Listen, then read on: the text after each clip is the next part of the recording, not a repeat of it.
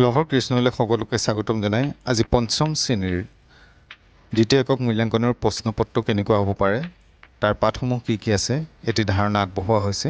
গতিকে প্ৰশ্নপত্ৰখন তোমালোকে আৰম্ভণিৰ পৰা শেষলৈকে চাবা। পাঠসমূহ দিয়া হৈছে প্ৰথমতে, তাৰপিছত প্ৰশ্নসমূহ কেনেধৰণৰ হ'ব তাক আগবঢ়োৱা হ'ল।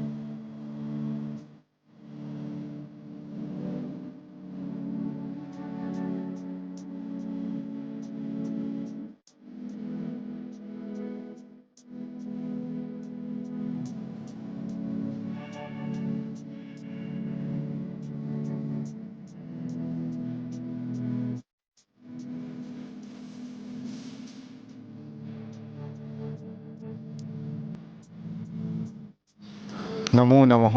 তোমালোকে চেনেলটো চাই থাকিবা আৰু লাইক কমেণ্ট শ্বেয়াৰ কৰি কেনে লাগিছে জনাবা। লগতে চেনেলটো ছাবস্ক্ৰাইব কৰি এবাৰ বেল আইকনটো প্ৰেছ কৰিবা, তেতিয়াহ'লে ইয়াৰ নতুন পাঠসমূহ তোমালোকে লগে লগে লাভ কৰিবা।